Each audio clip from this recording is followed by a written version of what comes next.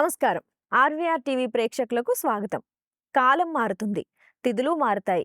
దీనివల్లే మనిషి జీవితం గ్రహగతులపై ఆధారపడి ముందుకు సాగుతుంది. మనిషి పుట్టిన క్షణానికే నిర్ణయించబడే జాతక చక్రం మన జీవిత పదాన్ని సూచించే దిక్సూచి లాంటిది. ఆ జాతకంలో గ్రహాల సంచారం ఎలా ఉందో దాని ప్రభావం వల్ల మన ఆలోచనలు, ఆరోగ్యం, విద్య, వృత్తి, ఆర్థిక స్థితి ఎలా ఉండబోతుందో తెలుసుకోవడం అనేది ప్రతి ఒక్కరికి ఆసక్తికరమైన విషయమే. మరి ఈ మార్చి నెలలో ఏ రాశి వారికి అదృష్టం ఎలా ఉంటుంది, ఎలాంటి పరిహారాలు చేసుకుంటే మంచి ఫలితాలు కలుగుతాయి అనేది వివరించేందుకు ఈరోజు మనతో పాటు స్టూడియోలో ప్రముఖ జ్యోతిష్య పండితులు బ్రహ్మశ్రీ డాక్టర్ సివిబి సుబ్రహ్మణ్యం గారు ఉన్నారు. గురువు గారిని అడిగి అనేక విషయాలను తెలుసుకునే ప్రయత్నం చేద్దాం. నమస్కారం గురువుగారు. ప్రతి నెల మనం రాశికి సంబంధించినటువంటి విషయాలను తెలుసుకోవడం జరుగుతుంది. అదేవిధంగా మార్చి నెలలో ఏ రాశి వారికి ఏ విధంగా ఉండబోతుందనే విషయాలను తెలియచేయండి. మకర రాశి వారికి మార్చి నెలలో ఏ విధంగా ఉండబోతుంది?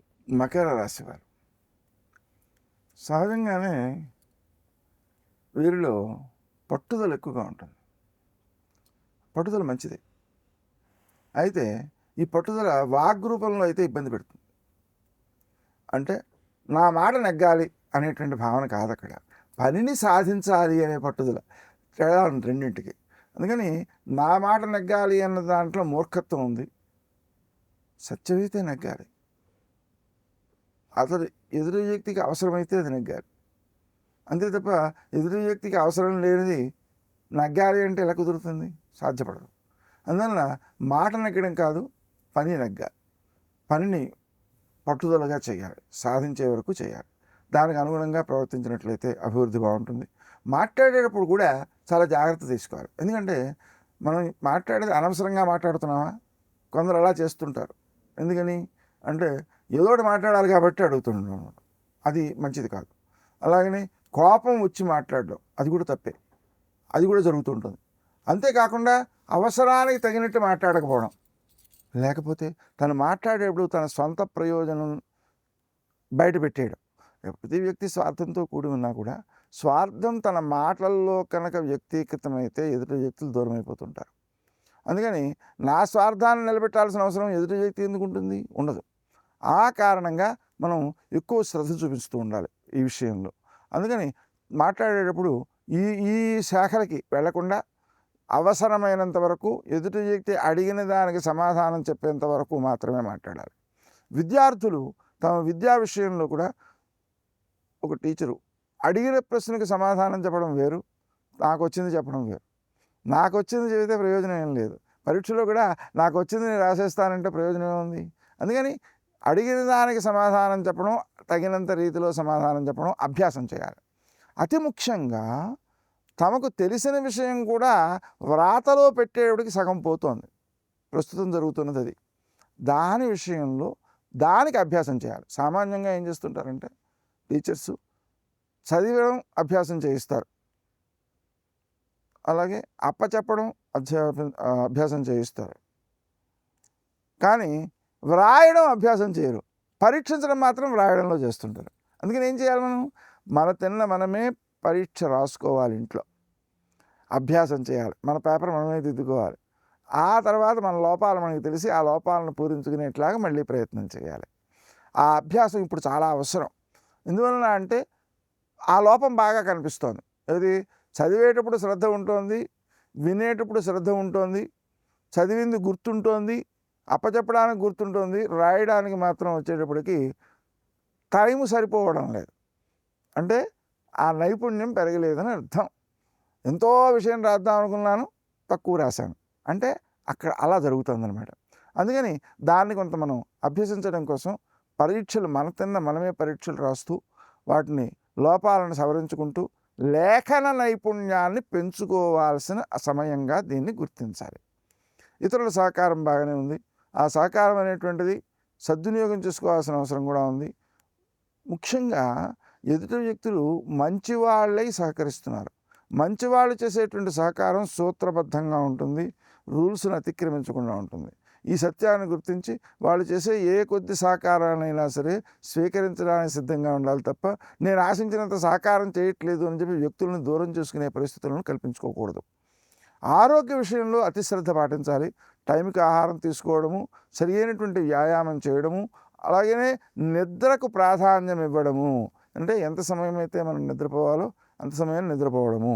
నిద్ర పట్టలేదనుకోండి, అప్పుడు కూడా మనం ఏదో చూస్తూ కాలక్షేపం చేయకుండా కళ్ళు మూసుకునే కనుక ప్రయత్నం చేసినట్లయితే కళ్ళకు నిద్ర పట్టకపోయినా కూడా విశ్రాంతి లభిస్తుంది. అంతేకాకుండా అదే సమయంలో మనం ఏదైతే గ్రహానికి సంబంధించి, కేతువుకి సంబంధించి దోషాన్ని మనం పొందుతూ ఉన్నామో ఆ దోషాన్ని నివారించుకోవడం కోసం క్షిప్రప్రసాదనాయ గణపతయే నమః అనే మంత్రాన్ని కళ్ళు మూసుకుని జపం చేసుకుంటూ పడుకుంటే నిద్ర పట్టకపోయినా ఇబ్బంది లేదు. శరీరానికి కావలసిన, కళ్ళకు కావలసిన విశ్రాంతి లభిస్తుంది. తద్వారా ఆరోగ్యం నష్టపోదు. అంతేకాకుండా ఆ గ్రహ సంబంధమైనటువంటి దోషాలను అధిగమించడం ద్వారా విఘ్నాలను అధిగమించడం సాధ్యపడుతుంది. అలాగే డిప్రెషన్కు లోను కాకుండా ఉండడం జరుగుతుంది.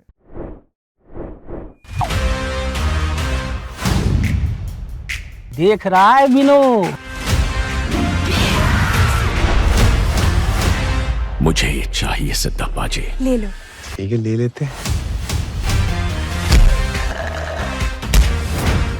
किसी और में कोई आपत्ति? बहुत बढ़िया।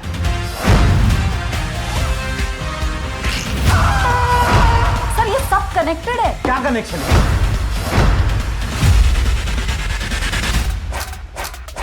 निशाना लगाया तो शिकार पक्का।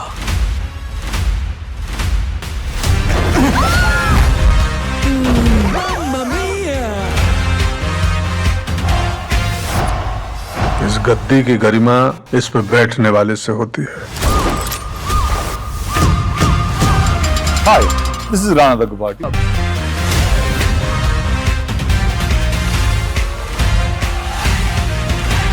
दिल खुश कर दिया यार का।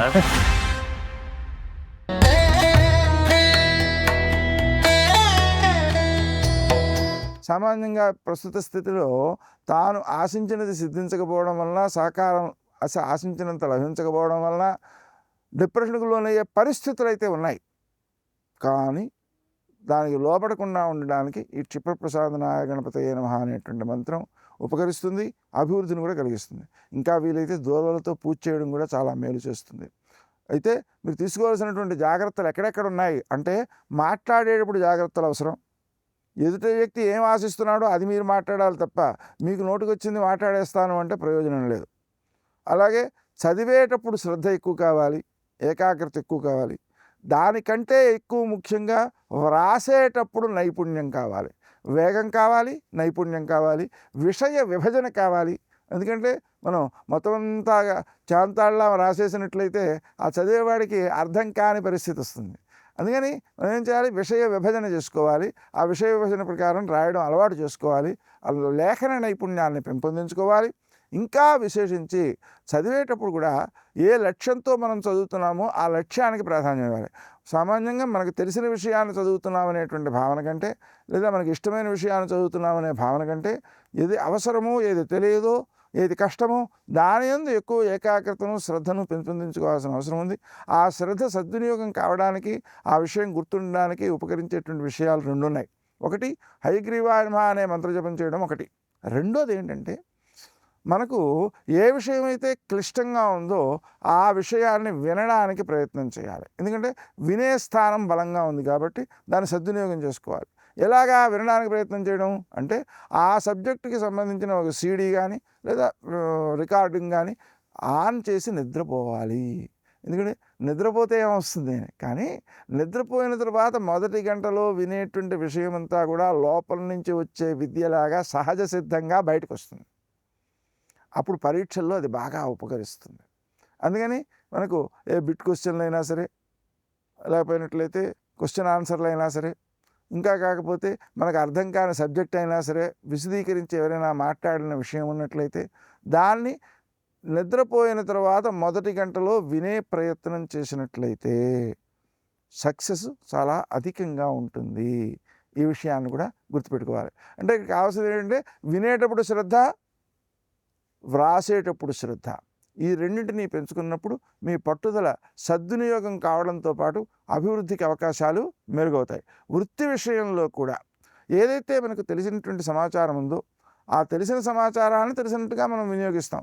తెలియని సమాచారాన్ని తెలుసుకునేటందుకు ప్రయత్నం చేయాలే తప్ప నేనే సాధించేస్తాను అని చెప్పి మనం ఎక్కువ అశ్రద్ధ చేయకూడదు. అందువలన అంటే మనం నేనే చేసేస్తాను అనేటువంటిది అశ్రద్ధ చేయడమే, తెలుసుకోవడానికి అశ్రద్ధ చేయడం అనమాట. అందువలన తెలుసుకునే ప్రయత్నం చేసినట్లయితే అప్పుడు విజయవంతంగా కార్యాన్ని సాధించేటువంటి అవకాశం ఉంటుంది. ఏం లేదండి, మనం తెలియకుండా విషయాల్లో ముందుకు దిగినప్పుడు అనుభవంతో సాధించాలంటే అది 2 రోజులు పట్టవచ్చు, 3 రోజులు పట్టవచ్చు. అదే తెలిసిన వ్యక్తిని సంప్రదించడం ద్వారా అర నిమిషంలో సమస్య పరిష్కారం అవుతుంటుంది. ఈ సత్యాన్ని కూడా గుర్తించాలి. నేనే చేస్తాననే పట్టుదల అవసరం లేదు, నేను ఇష్టం వచ్చినట్టు మాట్లాడతాననేటువంటి భావన పనికిరాదు. ఈ 2 విషయాల్లోనూ జాగ్రత్తగా ఉండాలి. అలాగే ఆహార విషయంలో కూడా అతి శ్రద్ధ తీసుకోవాలి. సరి అయినటువంటి ఆహారాన్ని సరి అయిన సమయానికి తీసుకోవడం అనేటువంటిది తప్పనిసరి. ఆ విధంగానే మనకు ఎదుటి వ్యక్తులతో స్నేహ సంబంధం ముఖ్యం. మనకి స్నేహం ముఖ్యమా, తాత్కాలిక ప్రయోజనం ముఖ్యమా అంటే తాత్కాలికంగా ఏదైనా నష్టం కలుగుతున్నా సరే స్నేహ సంబంధం కోసం ఈ నష్టాన్ని భరించాలే తప్ప స్నేహాన్ని కోల్పోకూడదు. అందువలన తాత్కాలిక లాభాల కోసం దీర్ఘకాలికమైనటువంటి స్నేహాలను ప్రయోజనాలను నష్టపోకుండా మనల్ని మనం కాపాడుకోవాల్సినటువంటి అవసరం కూడా ఉంది. ఈ విధంగా మనం లక్ష్య సాధన విషయంలో తగిన జాగ్రత్తలతో ముందుకు వెళ్ళినప్పుడు మన లక్ష్యాలు సాధించగలుగుతాం, విజయాలను అందుకోగలుగుతాం. గురువుగారు మకర రాశికి సంబంధించి చాలా చక్కటి విషయాల్ని మా అందరితో తెలియజేసినందుకు ధన్యవాదాలు. చూశారు కదా, గురువుగారు అయితే మకర రాశికి సంబంధించి చాలా చక్కటి విషయాలని తెలియజేశారు. మీకు కూడా ఎటువంటి సందేహాలు ఉన్న కింద కమెంట్ సెక్షన్లో మాకు కూడా తెలియచేయండి. అలాగే మరిన్ని ఇలాంటి వీడియోస్ కోసం మా ఆర్వీఆర్ టీవీని లైక్ చేయండి, షేర్ చేయండి, అలాగే సబ్స్క్రైబ్ చేసుకోండి.